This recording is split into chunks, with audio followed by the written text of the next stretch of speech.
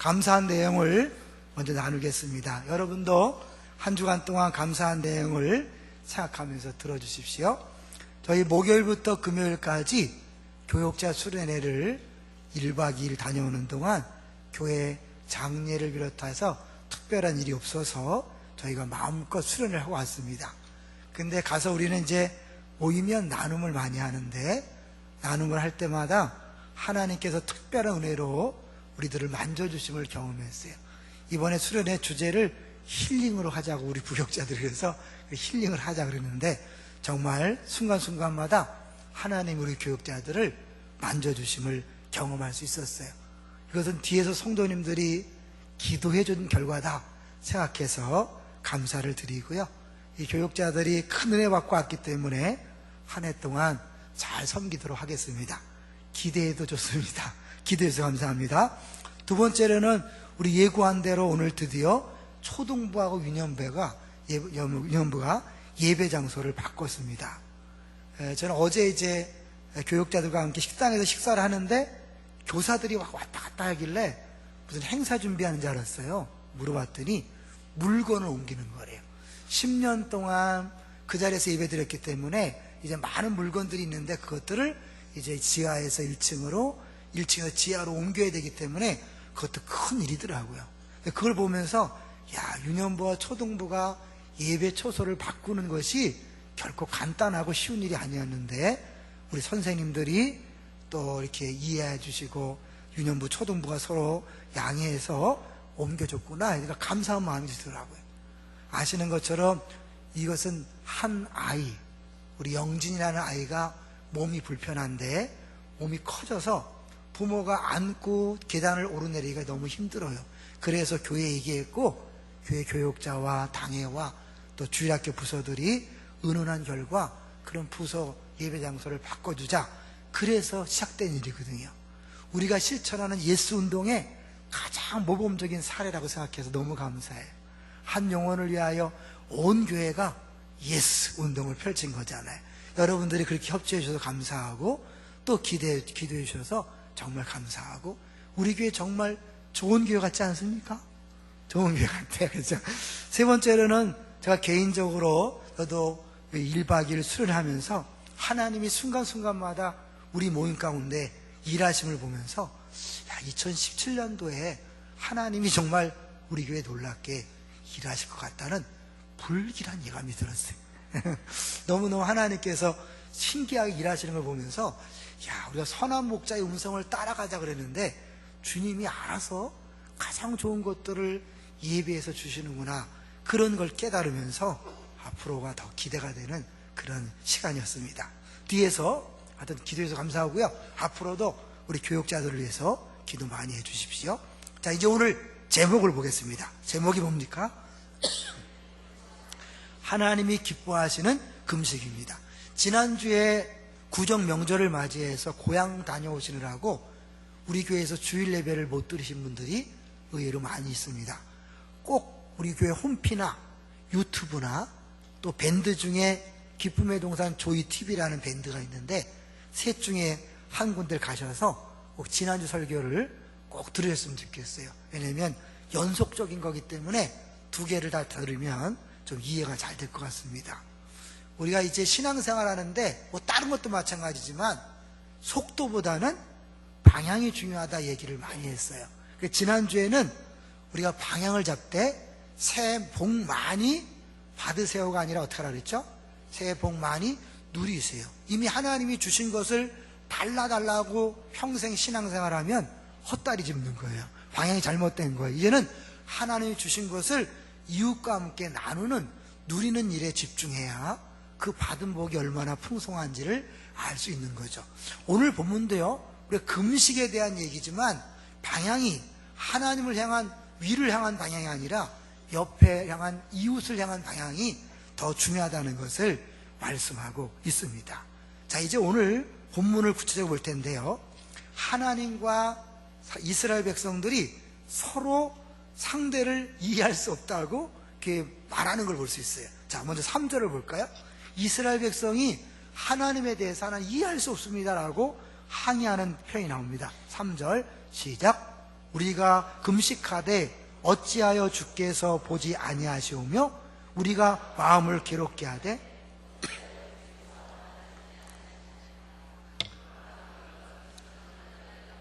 구하며 온갖 일을 시키는도다.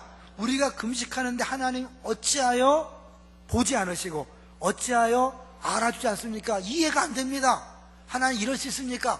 우리 백성들이 그렇게 하죠. 근데 하나님 입장에서는 야 니네 금식이 말이 안 되는 금식이야. 5절을 보겠습니다. 5절 시작. 이것이 어찌 내가 기뻐하는 금식이 되겠으며 이것이 어찌 사람이 자기의 마음을 괴롭게 하는 날이 되겠느냐. 그의 머리를 갈대같이 숙이고 굵은 배와 재를 펴는 것을 어찌 금식이라 하겠으며 여호와께 연락될 날이라 하겠느냐. 하나님이 어찌 이스라엘 백성은 어찌하여 이게 뭐예요? 서로 방향이 잘못인 거죠. 코드가 안 맞는 거죠. 그럼 코드가 안 맞으면 누구 손해입니까? 하나님 손해가 아니죠. 이스라엘 백성 믿는 사람들이 하나님 앞에 코드를 맞지 않으면 헛다리 짚는 것이고 헛된 신앙생활을 하게 되는 거죠. 정말 중요한 것이 무엇인지를 깨닫지 못할 때 우리가 헛수고를 할 수 있는 위험성이 있음을 보여주고 있는 거죠. 자, 그러면 하나님께서 왜 이스라엘 백성들의 금식에 대하여 어찌어찌런 표현을 쓰면서 안 된다고 말했을까요? 자, 먼저 4절을 한번 보겠습니다. 4절이요. 4절을 같이 읽습니다. 시작. 보라 악한 주먹으로 치는도다. 너희가 오늘 금식하는 것은 너희의 목소리를 상달하게 하라는 것이 아니니라. 너희 목소리를 상달하게 하라는 것이 아니라 상달되지 않는다는 거죠. 그래서 이걸 메시지 성경이라는 쉽게 번역한 성경에 보면 이렇게 번역해 놨어요. 그런 금식으로는 너희 기도는 땅에서 한 치도 올라가지 못한다. 너희 기도가 상달은커녕 한 치도 올라가지 못한다는 거예요. 왜? 그런 금식 기도는 하나만 하라는 거예요. 여러분, 우리는 잘못하면 내가 금식 기도를 얼마나 열심히 철저하게 얼마나 며칠 동안 많이 하는가 이거에 집중하지만 하나님은 보는 게 따로 있다는 거예요. 사실 이스라엘 백성들은 자기들이 볼 때는 분명히 확실한 금식을 했고 올바른 금식을 했고 하나님이 감동할 만한 금식을 했다고 하는데 하나님은 안 그렇다는 거예요. 자, 2절을 보세요. 이스라엘 백성들이 얼마나 모르고 신앙생활 하는지 보여줘요. 2절 시작. 그들이 날마다 나를 찾아 나의 길 알기를 즐거워함이 마치 공의를 행하여 그의 하나님의 규례를 저버리지 아니하는 나라 같아서 의로운 판단을 내게 구하며 하나님과 가까이 하기를 즐거워하는도다. 마치 공의를 행하여, 마치란 단어에 주목하셔야 돼요. 자기들이 그렇게 공의를 행하고 정당하고 올바로 행했다고 믿기 때문에 뭐예요? 하나님, 우리를 공정하게 판단해 보십시오. 의롭게 판단해 보십시오. 이게 말이 됩니까? 우리가 이렇게 훌륭하게 금식했는데 가만히 계셔야 하는 게 옳습니까? 하나님이요, 기뻐하시는 금식할 때 그 기쁘다는 단어가요, 재밌어요. 그 기뻐한다는 단어의 원어적을 보면 선택하다, 결정하다. 그 안을 들여다보면 예리하게 살펴서 결정하고 결단하고 선택한다는 거예요. 그러니까 하나님이 그냥 대충 넘어가는 게 아니라 정확하게 그 속을 꿰뚫어보고 판단해서 옳게 결정한다는 게 그 기쁨이라는 단어에 들어있어요. 하나님이 가인과 아벨의 제사를 드리는 걸 보고 누구 제사는 받으셨죠? 아벨과 그의 제사는 받으셨지만 가인과 그의 제사는 받지 않으셨어요. 이 중요한 게 뭐냐면 아벨의 제사, 가인의 제사가 아니라 아벨과 그의 제사, 가인과 그의 제사. 뭘 얘기할까요? 그 사람이 드리는 제사만 보는 게 아니라 그 사람의 삶을 본다는 것을 아셔야 돼요. 하나님이 어떤 제사는 연락하시고 어떤 제사는 연락하지 않는다는 건 뭐예요? 평가하신다는 거예요. 정확히 판단해서 하나님 받으시는 게 있고 받지 않으신 게 있다는 거예요. 그래서 받으시는 것은 하나님이 기뻐하시는 금식이요, 받지 않으시는 것은 하나님이 기뻐하지 않는 금식이라고 말할 수 있는 거죠. 자, 그러면 하나님이 기뻐하지 않는 이유는 뭘까요? 3절을 다시 보시면 제가 읽을게요.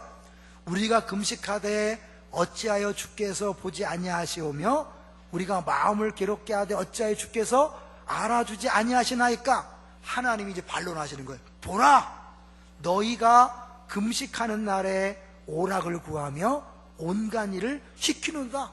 너희들이 금식이 잘못된 이유 첫 번째, 오락을 구하기 때문이다. 그럼 오락이 무슨 문제죠? 금식은 자신을 괴롭게 하는 거니까 오락하면 안 되는 거지. 그럼 여러분, 오락하면 뭐가 떠오릅니까? 명절을 지나셨으니까 고수도, 당구, 뭐 이런 거, 아니면 스마트폰 게임, 컴퓨터 게임, 이런 걸 생각할지 모르지만 성경에서 말하는 이 오락이라는 단어는요, 그 원어적으로 볼 때 기쁨, 즐거움이란 뜻이 있어요. 근데 이 기쁨, 즐거움이 어디 사용됐냐면 시편 1편 2절, 오직 여호와 율법을 즐거워하여, 나쁜데, 이상한데 사용된 게 아니라 여호와 율법을 즐거워한다 할 때 거기 사용된 것을 오락이라고 번역한 거예요. 시편 16편 3절에는 땅에 있는 성도들은 존귀한 자들이니 나의 모든 즐거움이 그들에게 있도다. 하나님의 즐거움을 표현할 때도 동일한 단어를 썼어요. 그러면 이스라엘 백성들이 금식할 때 오락을 구한다는 건 뭘까요? 그 사람의 최고 관심사가 따로 있는 거죠. 그 사람이 정말 행하기 원하고 강하게 갖고 싶어하는 욕망, 간절한 바람, 이것이 바로 이 오락이란 단어예요. 우리가 자주 얘기하는 우상이란 것과 연결되는 거죠. 하나님 외에 다른 무엇인가를 간절히 구하고 원하고 사모하는 것, 그런 것들을 갖고 있으면서 금식해봐야 하나님 볼 때는 소용없다는 거예요. 금식이라는 의미가 뭘까요?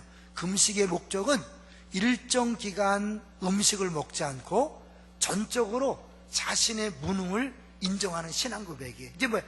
나는 아무것도 할 수 없습니다. 심지어 음식도 끊고 뭐예요? 나에겐 방법이 없습니다. 그런 고백이죠. 그리고 나서 더 나아가서 동시에 모든 것을 하나님께 맡긴다는 뜻이 들어있는 거죠. 하나님의 처분만 바란다, 그런 뜻이 들어있는데 하나님 앞에 금식 기도하면서 내 마음속에서는 다른 것들을 추구하고 있고 다른 것들을 요구하고 있고 원하고 있다면 그 금식은 가짜라는 거예요. 근데 그거를 사람들은요 별로 의식을 못하기 때문에 여기 이스라엘 백성처럼 큰 소리 칠 수 있는 거죠. 자, 또 하나 더 볼까요? 이 오락 말고 또 뭘 한다는 거예요? 자, 보겠습니다. 오락을 구하며 그 다음에 온갖 일을 시킨다. 그러니까 다분히 고용주의 입장이죠. 고용주가 고용원을 일시키는 건 문제가 안 돼요. 그런데 과도하게 일을 부려먹는 걸 얘기하는 거죠. 그러니까 그 안에는 재물에 대한 욕심, 자기 이익을 추구하려는 게 있기 때문에 이 사람이 힘들어하는 상관없이 적은 돈을 주고 너무 많은 일을 시킨다든지 봉급을 안 주고 계속해서 막 야근을 시킨다든지 그러는 것은 하나님께서 옳지 않은 금식을 얘기하는 거예요. 그러니까 이거는 금식에 관한 것만 아니라 이 금식 대신에 우리의 기도, 찬양, 예배, 헌금, 전도 다 도입해 되는 거예요. 사실 우리 교육자들이 이 본문을 갖고 준비하다가 한 교육자 그러더라고요. 성도들이 금식을 안 하는데 금식에 대해 설교하면 공감이 되지 않으면 어떡하죠? 네, 그런 게 있지만 사실 이게 금식에 관한 게 아니라 신앙생활 전반에 관한 거예요. 우리는 하나님 앞에 찬양 열심히 하고 기도 열심히 하고 헌금 많이 드리고 전도 많이 하면 하나님께서 그냥 입 쫙 벌리고 그래 잘했다를 줄 알지만 야 그게 전부가 아니야. 네 옆에 있는 사람들에게 함부로 하면 안 되는 거야. 더 구체적인 게 뭘까요? 자, 4절에는 단순히 3절에는 온갖 시키는 거지만 뒤에 6절을 보세요. 6절을 보시면 하나님이 기뻐하는 금식이 어며진 것을 보여주고 있어요. 6절을 같이 읽어봅니다. 시작. 내가 기뻐하는 금식은 흉악의 결박을 풀어주며 멍에의 줄을 끌어주며 압제당하는 자를 자유하게 하며 모든 멍에를 꺾는 것이 아니겠느냐. 한마디로 뭐예요? 자유케 해주는 거예요. 금식의 진정한 그런 자세는 다른 사람의 자유를 풀어줘야 하나님이 내 것을 풀어주는 거거든요. 그런데 여러분이 사실 이게 뭘까? 나는 뭐 풀어줄 게 없는데? 마태복음에 보면 예수님께서 제자들에게 교회를 세우겠다고 말씀하면서 뭐라고 해요? 너희가 땅에서 매면 하늘에서도 매일 것이요 땅에서 풀면 하늘에서 풀리라. 뭐야 한마디로? 용서 얘기하는 거예요. 다른 사람을 용서해 주지 않는 거는 그 사람을 묶고 있는 거예요. 그 사람 멍에를 계속해서 씌우는 거예요. 여러분이 누구 눈을 흘기고 있고 외면하고 있고 무시하고 뒤통수만 봐도 미워하는 그런 것들은 다 여기 속하는 거예요. 그런 것을 가지고 있으면서 여러분이 금식 기도해봐야 헛거다. 여러분이 기도해봐야 헛거다. 누구를 미워하고 용서하지 않으면서 헌금해도 헛거다. 죄송하지만 헌금하지 말라는 게 아닙니다. 헛거다. 그리고 여러분이 하고 찬양을 열심히 하고 뜨겁게 예배드려도 헛거다. 왜요? 더 중요한 것은 너희 이웃에 대한 관계가 이 경건생활의 핵심이기 때문이다, 이렇게 얘기하는 거예요. 왜요? 하나님은 하나님을 사랑하라, 동시에 뭐예요? 이웃을 사랑하라. 이것이 핵심이잖아요. 그것이 사랑과 공의고, 하나님 성경 66권이 계속 얘기하는 게 뭐예요? 사랑과 공의를 하나는 것이 전체의 핵심의 내용이에요. 그러니까 어때요? 옆 사람을 용서하지 않고 끝까지 꿍하고 한번 두고 봐라 이놈, 두고 봐라 이년, 이거는 뭐예요? 그건 아무리 신앙생활을 열심히 해도 뭐예요? 다 가짜라는 거죠. 내가 누군가 눈물을 흘리게 하고, 나 때문에 아내가 힘들어하고, 남편이 힘들어하고, 그리고 애들이 막 숨 못 쉬고, 부모가 나 때문에 눈치 슬슬 보고, 이건 뭐예요? 다 이거에 속하는 거예요. 내가 교회에서 아무리 봉사하고 아무리 열심히 해도 여러분 때문에 누군가 눈물을 흘리고 있고 답답해하고 한숨 쉬고 주 앞에 정말 피를 토하는 기도를 하고 있다면 그건 하나님이 네 모든 신앙생활은 꽝이다, 이렇게 말하는 거죠. 자, 7절 또 볼까요? 7절 시작. 또 줄인 자에게 내 양식을 나누어 주며 유리하는 빈민을 집에 들이며 헐벗은 자를 보면 입히며 또 내 곤욕을 피하여 스스로 숨지 아니하는 것이 아니겠느냐. 야, 이웃이 힘들고 어려울 때 그들을 돌보지 않는다면 네 신앙생활은 다 꽝이다, 그런 거죠. 더구나 여기 보니까 왜? 곤욕을 피하여 스스로 숨지 아니하는 것이다. 사실 가족과 일가 친척들에 대하여 이렇게 돕지 않는 분들 얘기를 들어보면 사연이 있더라고. 왜? 한두 번 도왔는데 한이 없는 거야. 그래서 사실은 이 가족들과 일가 친척들을 만나고 싶지 않아. 그런 충분한 이유가 있어요. 그렇지만 그럼에도 불구하고 내 곤욕을 피하여 스스로 숨는 것은 금식 기도를 꽝으로 만드는 요인이다, 얘기하는 거예요. 내 주변 사람이 힘들어하는데 내가 그거를 무관심하는 것 다 신앙생활을 꽝으로 만드는 거라는 거예요. 자, 그러면 넘어가세요. 넘어가서 다시 그 구절을 보겠어요. 구절을 보면 또 딱 구절 중간에 볼까요? 중간에 보니까 만일 내가 너희 중에서 뭐예요? 멍에와 손가락질과 허망한 말을 제하여 버리고, 너희 멍에 또 역시 얽어매는 거죠. 그 다음에 어떻게 손가락질 뒤에서 저 인간 위선자, 저 인간 뭐 뒤에서 뒷담화하면서 흉보는 게 손가락질이죠. 그리고 허망한 말, 쓸데없는 말, 예? 사람들 속이고 사람들을 힘들게 하는 그런 말들을 버리고, 10절 다시 또 나오죠. 줄인 자에게 내 심정이 동하며 괴로워하는 자의 심정을 만족하게 하면, 이 줄인 자, 마음이 괴로운 자, 그들과 마음을 같이 하고 그들을 위로하고 그들의 필요를 채워주는 그런 것을 할 때 그게 진정한 금식이요. 그럴 때 어마어마한 복이 약속되어 있습니다. 한번 우리 그 약속을 읽기만 해도 신나니까 읽어볼까요? 8절부터 시작. 그리하면 내 빛이 새벽같이 비칠 것이며 내 치유가 급속할 것이며 내 공의가 내 앞에 행하고 여호와 영광이 내 뒤에 호위하리니. 9절. 내가 부를 때에는 나 여호와가 응답하겠고 내가 부르짖을 때에는 내가 여기 있다 하리라. 그리고 넘어가서 10절 중반에 내 빛이 흑암 중에 떠올라 내 어둠이 낙하가 될 것이며, 11절 여호와가 너를 항상 인도하여 메마른 곳에서도 내 영혼을 만족하게 하며 내 뼈를 견고하게 하리니 너는 물된 동산 같겠고 물이 끊어지지 아니하는 샘 같을 것이라. 동산교회를 말하는 거잖아요. 기쁨의 동산교회. 예? 이런 복이 여러분의 임하시기를 주의 이름으로 축원합니다. 근데 앞부분을 하지 않으면 뭐예요? 그림의 떡인 거예요. 그런데 요새 여러분, 우리가 이 앞부분에 얘기했던 오락을 구하지 아니하며 온갖 일을 시키지 아니하며 멍에를 끌어주고 자유케 하고 줄인 자, 어려운 자를 도와줘야 한다 할 때 이 말씀 앞에서 내가 완벽하게 이렇게 했습니다 말할 수 있는 사람이 있습니까? 없습니까? 저를 비롯해서 어느 누구도 그렇게 말할 수 있는 사람이 없어요. 그러면 이 원리를 따진다면, 이 기준을 따진다면 여기 앉아있는 우리 모두는 아무리 예배 드려봐야, 아무리 기도해봐야, 아무리 봉사해봐야 하나님은 꽉 쓸모없는 짓인 거죠. 차라리 나가서 놀러 가는 게 낫죠. 이게 절망이죠. 이런 절망을 우리가 먼저 경험을 인정할 때 복음의 빛이 들어오는 거예요. 우리는 하나님의 기준에 볼 때는 완전히 꽝이고 아무리 노력해도 아무런 소용이 없는, 기도해도 소용없고 예배도 소용없는 그런 존재인데, 이때 누가 나타나야 되죠? 구원자, 구세주이신 예수님이 나타나시는데, 사실 이제 이 6절 부분이요, 유황하게 결박을 풀어주고 끌어주고 하는 것은 예수님이 이 땅에 오셔서 하실 일에 대한 다른 표현이에요. 우리 61장 잠깐 가보실래요?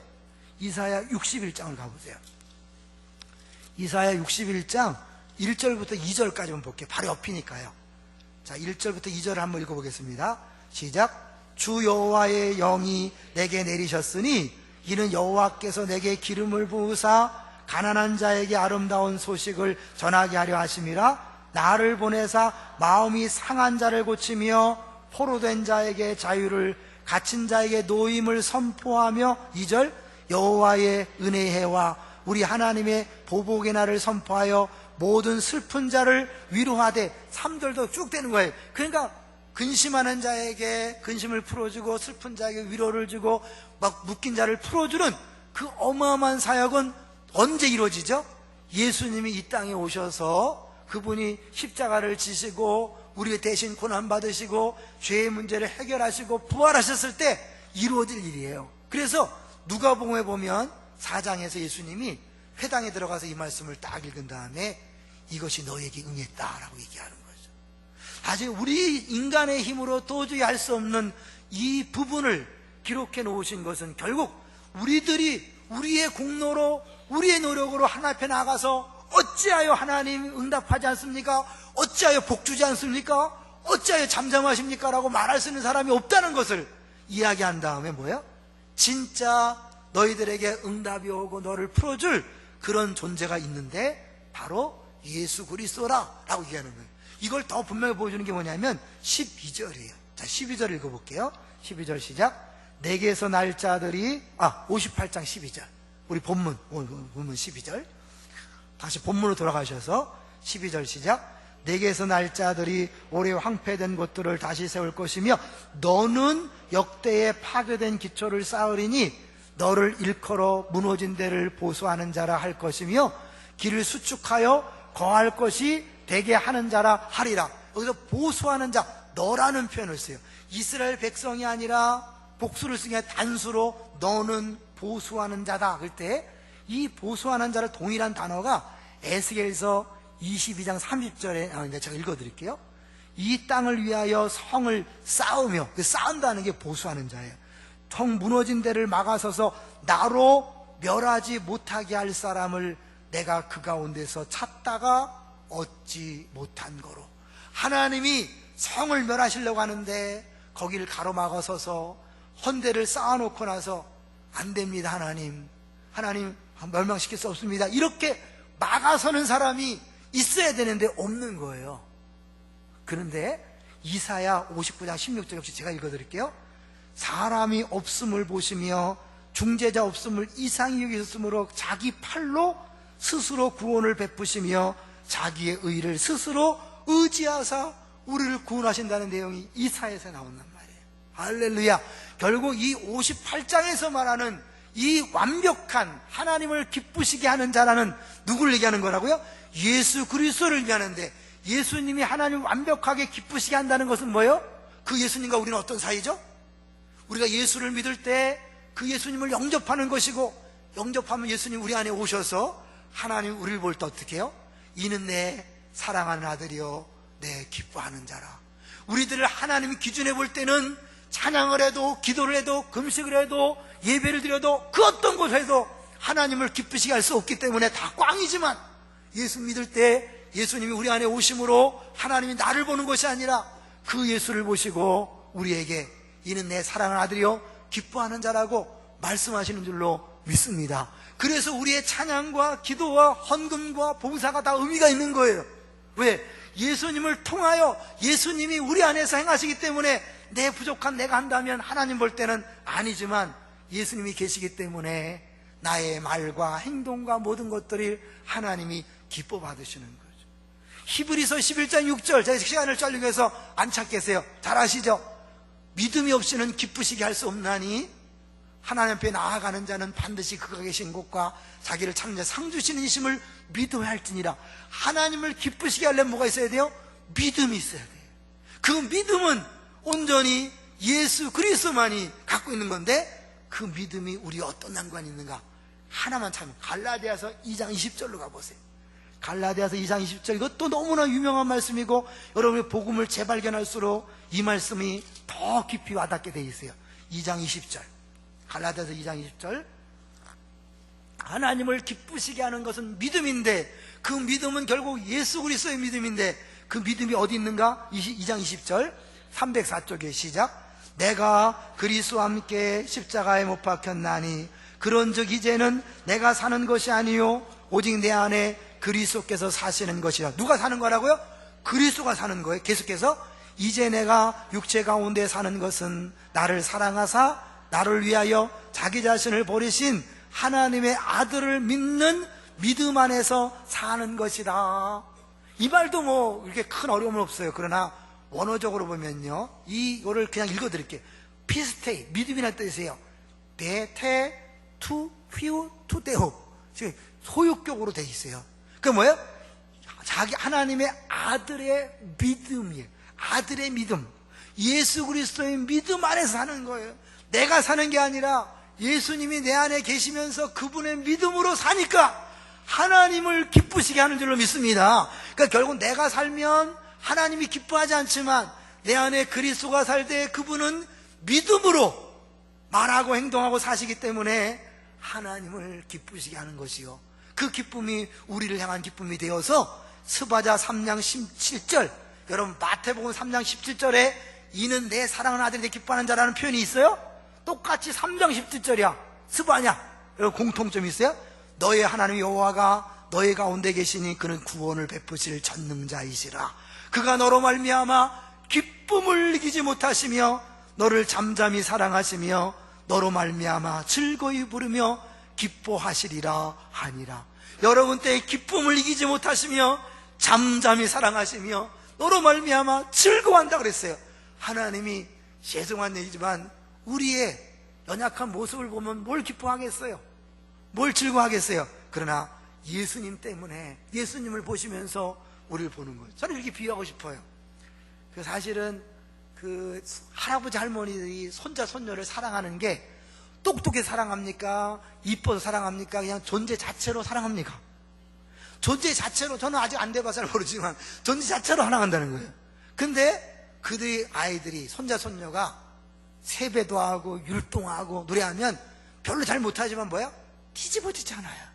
왜요? 그냥 존재 자체가 이쁘고 사랑스러운데 걔들이 뭔가 하는 것 자체가 너무 이쁜 거죠. 옆에서 볼 땐 너무 멍성한데, 하나님이 우리를 볼 때 예수님 때문에 우리를 기뻐하시고 사랑하십니다. 믿습니까?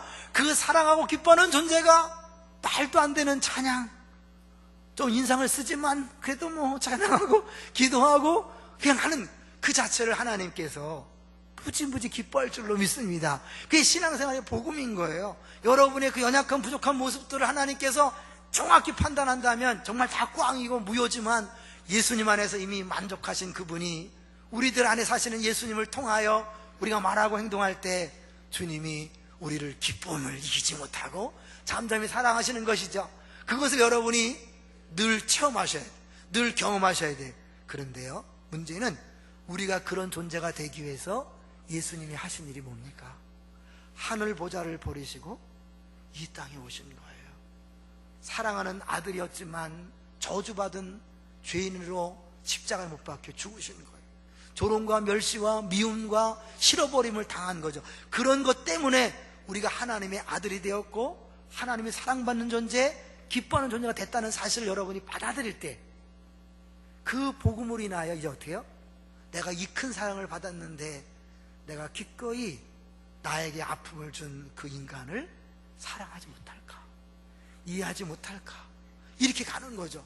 처음부터 사랑해야 합니다. 섬겨야 합니다. 그래야 신앙생활이 옳습니다.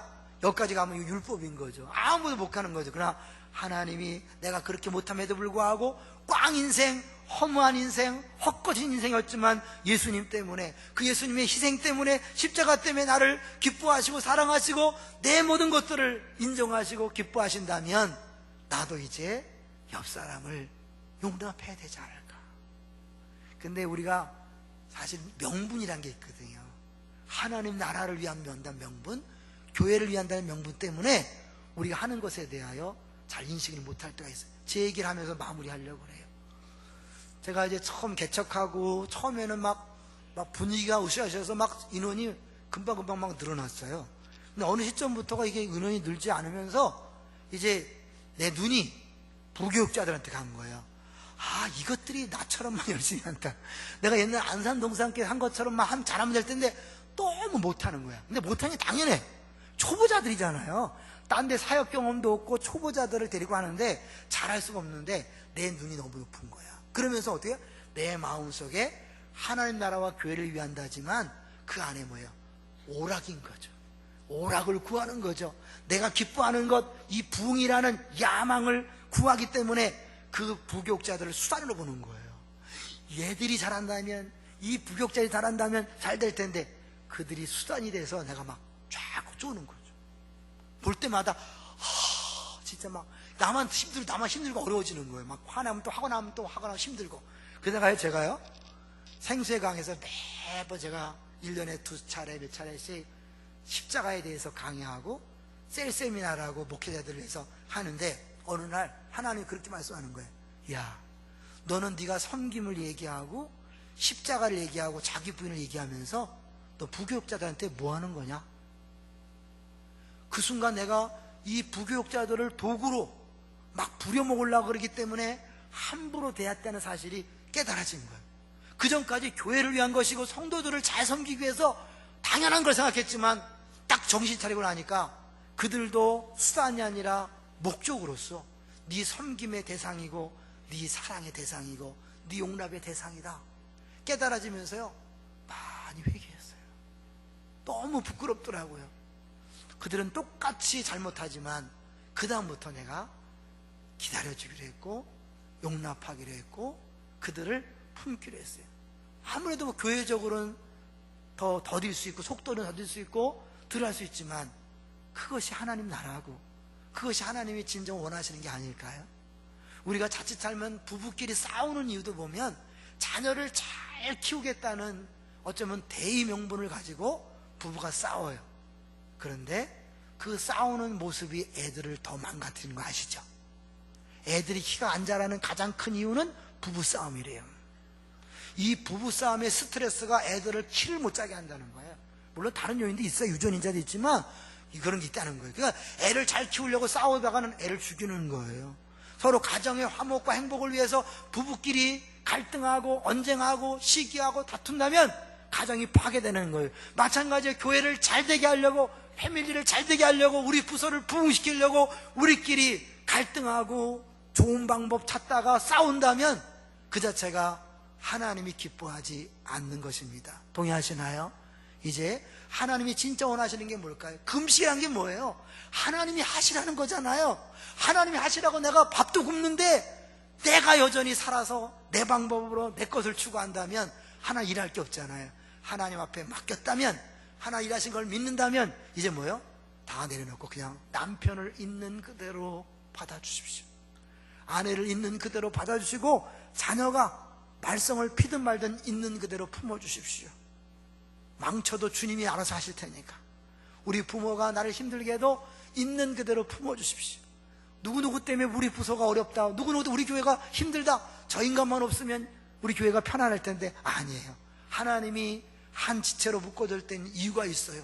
다 쓸모가 있는 거예요. 언젠가 쓸 거예요. 그리고 그를 통하여 하실 일이 있기 때문에 우리 뭐야? 그냥 품고 가는 거예요. 하나 된 것을 힘써 지키는 거예요. 이게 복음을 아는 사람들의 모습인 줄로 믿습니다. 그것 때문에 더디다 괜찮아요. 더뎌도 하나님 일하시면 인간 10년이 할 일을 하나님은 하루 만에 하실 수 있습니다. 하루가 천년 같고 천년이 하루 같은 그분은 마음만 먹으면 되는 거예요. 할렐루야. 그러니까 이제 내가 뭘 하려고 하지 마십시오. 하나님 그것을 오락이라고 얘기합니다. 오락을 구하지 말라. 네가 관심 갖고 네가 추구하고 네가 원하고 사모하는 그것을 내려놓고 온전히 하나님 앞에 맡기고 너는 그냥 옆에 있는 사람을 품어줘라, 용서해라, 용납해라, 그리고 나누고 베풀어라. 그러면 하나님께서 우리에게 주신 복이 얼마나 풍성한지를 우리가 경험적으로 아는 거예요. 복 받는다가 아니에요, 여러분. 이미 복 주신 것을 누리는 거예요. 욥이요, 하나님 앞에 고난을 다 감당한 다음에 하나님 합격했어요. 복을 주려고 준비했어요. 언제 복을 줬는지 아십니까? 그가 자기에게 함부로 말했던 친구들을 위하여 기도할 때 그 복이 내려왔어요. 그것 때문에 준 게 아니에요. 이미 하나님은 욥을 인정했고 복 주기로 작정했어요. 그러나 그 복이 언제 그에게 구체화됐냐면 그가 친구들을 위하여 기도할 때, 자기를 섭섭하게 하고 죄인을 몰고 가고 자기를 힘들게 했던 그 공예를 풀어주고 그의 그것을 풀어주고 용서할 때 하나님이 작정하시고 부어주고 작정한 것들이 눈에 보이게 나타난 줄로 믿습니다. 여러분이 용서해야만 복 받는다 그거 아니에요. 이미 여러분 예수님 때문에 복 받은 사람이에요. 복을 누려야 되는데 그 누리게 하시는 과정이 풀어주고 용서하고 품어주고 나눌 때 이거였구나, 이거네, 바로 이거네, 이렇게 경험적으로 나도 알고 그 사람도 알고 우리 공동체가 알게 되는 줄로 믿습니다.